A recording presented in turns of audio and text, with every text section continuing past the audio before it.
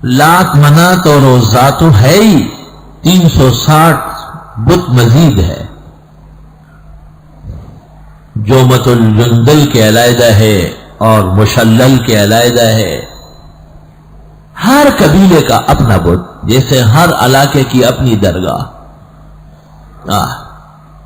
بنیر میں پیر بابا ہے، پشاور میں اصحابی بابا ہے، اور پنڈی میں بریمام صاحب ہے، اور لاہور میں سید علی حجویری ہے جس کو یہ داتا کہتے ہیں. اور آگے آتا جائے تو شاہ عقیق ہے، شاہ عتیق ہے، کراچی کے عبداللہ شاہ غازی اور منگو پیر تک پہنچائے. اور آگے بڑھے تو نظام الدین ہے، معین الدین ہے، شیخ عبد القادر ہے. تلک اذن قسمت دیزہ، ناکارہ قسم کی تقسیم کی گئی، بناوٹی اور جعلی تقسیم.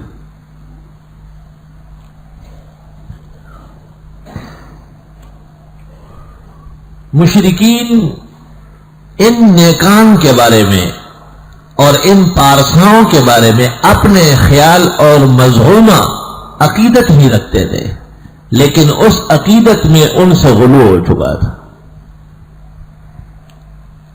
قرآن کریم میں اللہ اس لیے انبیاء اور اولیاء جمیع متقی اور پارسا لوگوں کی آزار اور بشریت بیان فرماتے ہیں.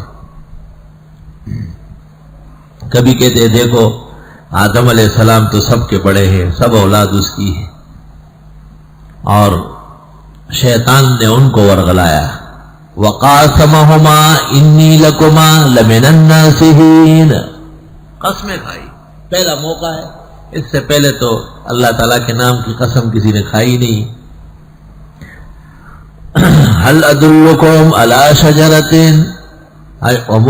شجرۃ الخلد، میں تمہیں ایک ایسا درخت بتاتا ہوں کہ اگر اس میں سے کھا لو تو ہمیشہ جنت میں رہو گے.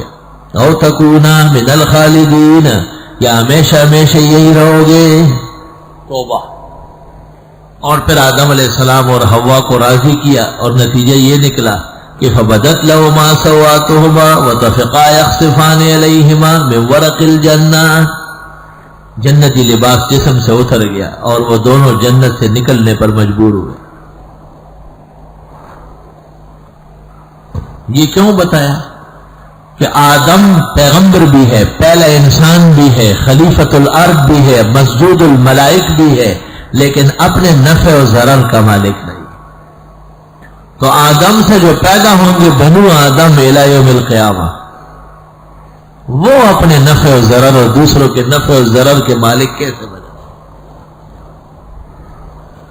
ان کا اکرام و تعظیم بھی بتاتے ہیں. فقلنا للملائکۃ اسجدوا لآدم، ہم نے فرشتوں سے کہا آدم کا سجدہ کرنا ہوگا. فسجد الملائکۃ کلهم اجمعون، تمام فرشتوں نے سجدہ کیا الا ابلیس، مگر ابلیس نے نہیں کیا. ابا واستکبر وکان من الکافرین، اس نے انکار کیا، ہمیشہ کے لیے ناشکروں میں سے اور کافروں میں سے ہو گئے. تو ملائک جیسی نورانی مخلوق سے حضرت آدم کا سجدہ کرایا، یہ ان کی عظمت ہے. اور ان کے آداب میں کمی کرنے والا ابلیس، اسے ہمیشہ کے لیے ملعون کر دیا. یہ آدم علیہ السلام کا احترام ہے.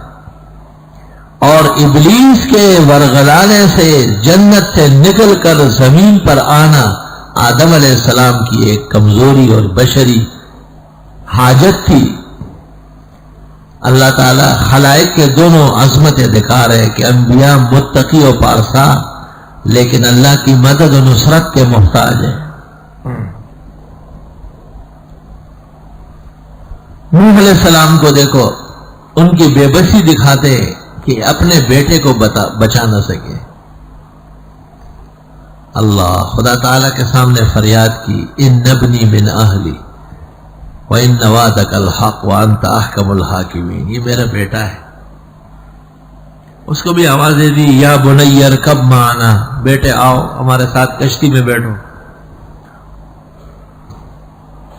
اللہ تعالیٰ نے اس پر کہا انہ لیس من اہلک، یہ آپ کا اہل نہیں ہے، اس کا عمل صالح نہیں ہے، آپ کے طریق پر نہیں ہے۔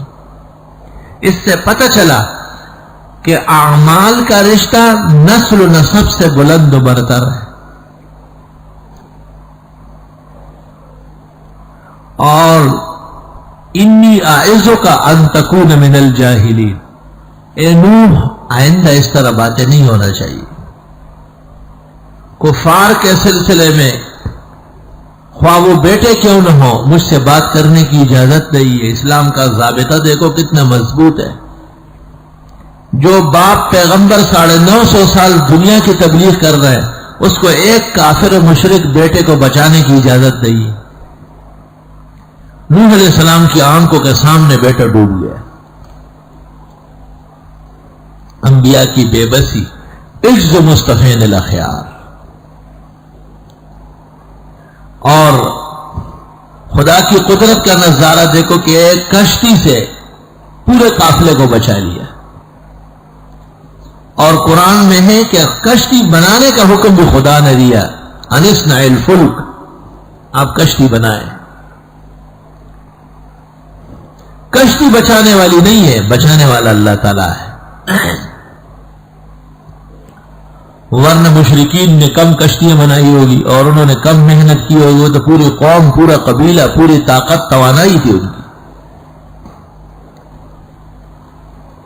ہر پیغمبر کا زمانہ اور دور دیکھو، ابراہیم علیہ السلام دیکھو، والد سے پریشان، بادشاہ ظالم سے پریشان، قوم سے پریشان، اور اللہ فرماتے وَاذْكُرْ فِي الْكِتَابِ إِبْرَاهِيمَ إِنَّهُ كَانَ صِدِّيقًا نَبِيًّا۔ ابراہیم علیہ السلام کو یاد کرے، وہ بڑے پختہ پیغمبر تھے، بڑے سچے تھے۔ اس بات کی سچائی اور صدق ہے۔ آگے دیکھو تقریر پوری، یا بتی، اے ابا جان، کیوں سجدے کرتے سکو، ما لا يسمع ولا يبصر ولا يغني عنك شيئا۔ پیغمبر کا سب سے بڑا منصب کیا ہے کہ لوگوں کو شرک سے باز لائے اور ان کو ایک اللہ کی توحید اور ایک اللہ کی قوت اور طاقت باور کرائے۔ حضرت کی پوری تقریر اللہ نے نقل فرمائی، اور اس میں کیا ہے، نوح علیہ السلام بیٹے کو نہ بچا سکے، اور ابراہیم علیہ السلام اپنے والد کو نہ بچا سکے۔ آزر حضرت کے والد ہے، خود قرآن کہتا ہے قال ابراہیم لأبیہ آزر، اس کے خلاف اقوال خرط القطع ہے، بے حقیقت بات ہے۔ علم کی شان نہیں ہے کہ قرآن کے خلاف بات کی ہے۔ میں اپنے مقام پر عرض کروں گا انشاءاللہ۔ تو نوح علیہ السلام کو دکھایا کہ اپنے کافر بیٹے کے سلسلے میں پریشان تھے اور اللہ سے اسے معاف نہ کرا سکے۔ اللہ تعالیٰ نے صاف کہا انہ لیس من اہلک انہ عمل غیر صالح، آپ کا بیٹا وہ نسبن ہے، اہل نہیں ہے، نہ اہل ہے۔ باپ کا علم نہ بیٹے کو اگر ازبر ہو، پھر پسر قابل میراث پدر کیوں کرو۔ ابو داؤد میں ہے من ابطا عملہ لم یسرعہ نسبہ، جس کو عمل نے پیچھے دھکیلا نسب سے آگے نہیں جا سکے گا۔ ومن اسرع عملہ لم یبطئ نسبہ، اور جس کو عمل نے بلند کر لیا نسب اس کو پیچھے نہیں ہٹا سکتا۔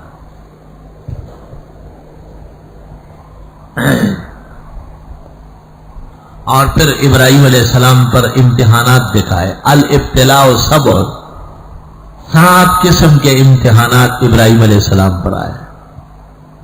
بادشاہ سے مقابلہ، باپ سے مقابلہ، قوم سے مقابلہ، بیوی اور بچے کو مکے کے جنگل میں چھوڑنا، اسماعیل علیہ السلام کو ذبح کے لیے پیش کرنا، اسحاق کو القدس میں ذبح کے لیے پیش کرنا، نار نمرود میں جانا اور اس کا گلی گلزار ہونا۔ الابتلاء صبر، 7 قسم کی آزمائشیں ان پر آئی۔ اس لیے نماز تب مکمل ہوتی ہے کہ پہلے آپ پڑھتے ہیں کما صلیت علی ابراہیم اور کما بارکت علی ابراہیم۔